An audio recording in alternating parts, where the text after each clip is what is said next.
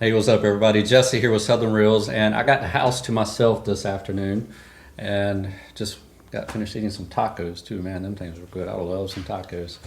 But I posed online recently for people to ask me some questions, so I could do some videos answering them. And one of them that I got was, how do I plan trips using like charts and maps and stuff? What do I look for? What tools do I use? So I figured I'll just do a quick video tonight, kind of walking through that, showing you what I do, how I plan, and the tools that I have, and also some options for those that may not have access to those particular tools like I got. So I'm gonna jump over here on my computer, set the camera down, and show you what I got. All right, here. So first is my phone, is what I use mainly myself when I'm planning trips, because I have all Garmin chart plotters, and this syncs to them, and it has really good maps that I downloaded. And I can pretty much plan a trip entirely on my phone and put waypoints and everything in. And when I get it in either my kayak or my boat, it automatically links and uploads all of those. So I'm just going to show you this real quick first. All right, so I'm recording here, and basically I just pulled the app up, and this is one of the main screens, and I'll just switch to this view here.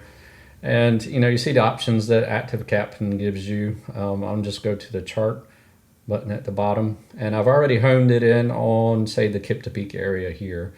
Now within this app, there are so many settings, but if you hit the layers button up here, this is the main thing. You have your navigation view of everything. Let me just zoom it out a little bit. Then you can switch to the fishing view, which just gives you more contour lines, showing all the depths and everything around areas. The raster is just a simplified view showing, less contour lines, but more general depths. And then there's a unique one on here called relief shading, which is really nice because it, shows you actual imagery of the bottom that has been taken, by sonar readings of people. You can actually see the little streaks running all through the picture, where equipment or boat has run through and actually done sonar recordings of these areas. So that's really cool. What I would use this first for is to look for structure. Like this is the concrete ships right here. So you can kind of zoom in and see the structure of the ships themselves in this relief shading view. Now it doesn't do too much for this here, but if you kind of move out away from it some, you can see when it gets down into these deeper channel areas, you can literally see everything that's on the bottom in those areas, which helps you determine the structure and stuff like that and know where to fish. I'll zoom out a little bit more to, there's a reef out here off of Kip to Peak. Where is it at? See, there is the Cabbage Patch Reef. So this is really nice. You can literally zoom in and see all the individual pieces of structure that are down on the seafloor here. And you can drop waypoints, on each one. I can drop a mark right there, and it would automatically upload to my chart plotter. So if I were to go out here in my boat and fish this area, all of this information would be there, and I don't have to hunt around for it. I can go right to each piece and fish it very thoroughly, and it works really good. Say up here around the Kip to Peak area, if you're kayak fishing and you've never gone here before, I would just switch to the fishing chart like this, which shows you all the individual contour lines of that area. I'll zoom back in right here, and you can see, the ships here and the different depths around them, the drop-offs, the changes in depths. And the current's going to be flowing along those ships one way if it's coming in, and down across the ships the other way if it's going out. And I would hone in on these depth changes. Naturally, you would fish the structure of the ships itself, around and close to them. But then I would zoom in and see, okay, there's a little hole off to the side of this ship here, where these lines here are. Unfortunately, I can't really highlight it on my phone, but you see where it's, a little bit shallower, a little bit deeper. I would fish those areas for flounder and stuff like that. That's what I would target, and make sure that there's moving water over those, because that's the type of areas that flounder would stage up. So that's pretty much how I do it from my phone. Now, I know not everybody has this, so I'm going to show you some other options on my computer here real quick that are free, that anybody can look at online. So I'm recording this screen here, and of course, everybody knows about Navionics. This is just on navionics.com. You can just go to their website, click Viewers, go to Chart Viewer, and then this is the free information that's available to everybody right online. Very basic stuff, but it does show you, contour lines and stuff like that around certain areas. Like let's look at say Lynn Haven Inlet if you wanted to go there and fish. Now I do like to go down here to this option and switch from Navionics to Sonar Chart, which gives you much more information because it's using information that users have uploaded from their sonars. And you can see, you know, all the contour lines and stuff's like around the bridge right here where you first come in to where there's the deep channel in the middle and the little pockets and stuff. Now keep in mind in areas like this where you have a lot of current, these change all the time, you know, just because there's so much water running in and out. So, you know, kind of take this with a grain of salt, but it will get you in the appropriate areas. Like you can zoom out and see, okay, this is a huge body of water all back in this back part. Same thing over here, same thing over this way. So all that water coming in or out is going to be feeding these back areas. So that means these strong currents are going to be running through these areas. So you could pretty much concur that this current's going to be coming in.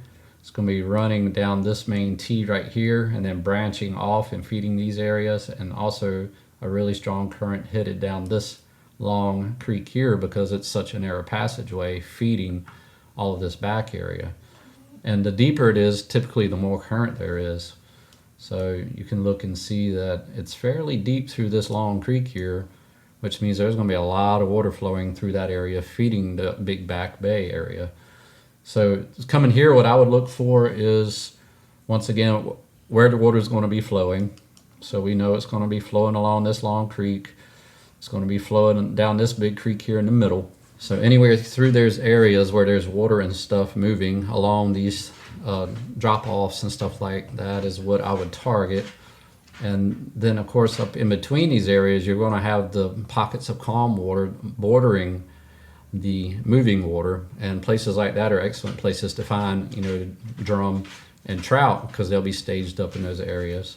So that's pretty much what I would look for and target, you know, when I would come to this area the first time. And I would drop waypoints. Okay, I want to check this ledge here out, or check this flat out, you know, here in the middle. Notice that there's a deep channel right here along this area. I would want to check this out as well. So, okay, that's a pretty good drop off next to a hole with structure right there. That looks like that would be a good place to hold fish.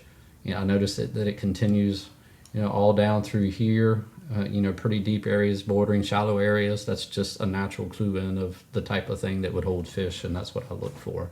So Navionics is a really good option. I used to use it a lot, but there's another one that I have found called cmap.com, and this is it here. And they sell maps and stuff for chart plotters, but they have a chart explorer here that is really nice because this gives you a relief shading, which is something that is built into that app that I use on my phone, and it's really nice at times because it kind of makes it easier to read. So we're going to zoom in on this same area that we were just looking at in Navionics, which is Lynn Haven Inlet, and go to this Discover X option up here at the top. And we're going to turn on relief shading. And what that does, it just colors the different depths and different colors. It makes it a little bit easier to read. And we can zoom in and see some of the same information that we saw on that other Navionics map. It'll clear up here in a second. And you can see the depth changes and stuff, and where there are holes right along the bridge. That's something that you would definitely want to check out. And then the little pockets, you know, where it flows through. And this is really nice because it just gives you a different view of the same area, and also it doesn't hurt to bounce the information off of each other as far as depths and stuff like that. Keep in mind that these depths that you're seeing here are mean lower low water is what it is. It's the lowest average of waters that have been seen in this area in any tidal range, so it's a pretty safe bet in most cases. That's the lowest number that you'll see, the shallowest it will get in those areas. Now, of course, keep in mind around these inlets, like I said before, the currents are so strong that these change, shoals form, and sandbars all the time, so you got to be careful. But this is just another great tool that's free online, and it gives you a different view of everything, and it kind of makes it a little bit easier to read at times. Say, for instance, if we zoom out, you know, and go and look at, you know, the Bay Bridge here, it's got some really good information, you know, on the Bay Bridge. You can actually see, you know, a lot of the structure and stuff around the islands. It's actually really good for what it is, being free online. But around the islands here, all the structure and stuff that you could target. you know, debris and stuff along the bridge. So it's a great tool to use as well. All right, so pretty much that's the tools that I use. I mean, there's no real science to it. Just, you know, you look at the depth changes, look at the areas that are going to have moving water going through them. You know, look for structure naturally. That's always a clue to me that there should be some fish there. Also, the areas next to the flow, like flats and stuff like that, you could possibly see circling currents and stuff like that. That will definitely hold a lot of trout and other species of fish like that as well. That's pretty much the best that I can offer on that. The tools that I use, you know, I'm mainly a structure guy, so that's what I look for, is any type of debris and structure on the bottom, drop-offs, ledges. That's what I typically fish. So anyway, I hope that answers your question. Maybe it helps some of you guys out. And if you have anything to add, please just add it in the comments, you know, and hopefully it'll benefit the whole community. So peace out. See y'all next time.